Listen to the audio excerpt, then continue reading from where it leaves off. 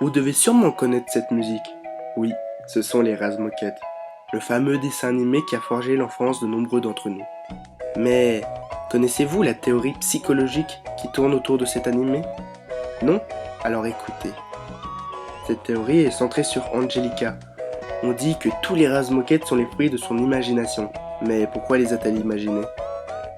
Madame Deville aurait avorté. C'est pour cela que Angelica n'a jamais su si c'était un garçon ou une fille. Cela expliquerait pourquoi elle a créé des jumeaux appelés les grumeaux. Alphonse pour le garçon et Sophie pour la fille. Charles-Édouard, appelé la binocle, serait mort en couche, entraînant sa mère avec lui. Voilà pourquoi son père est tout le temps derrière lui, est toujours inquiet. Tommy, appelé Casse-Bonbon dans l'animé, serait lui aussi mort en couche, ce qui expliquerait pourquoi son père travaille et reste presque toujours reclus dans le sous-sol à fabriquer des jouets pour le fils qu'il aurait dû avoir.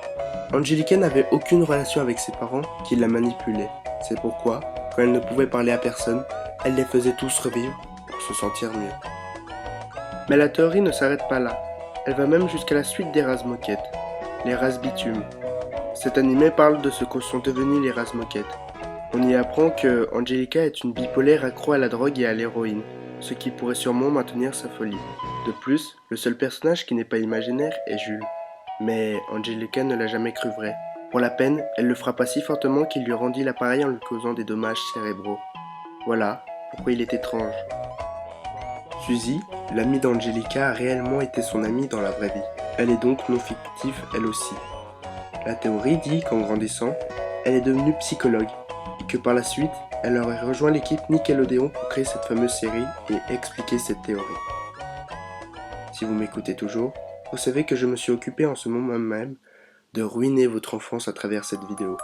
Pour m'excuser de mon insolence, voici une chanson.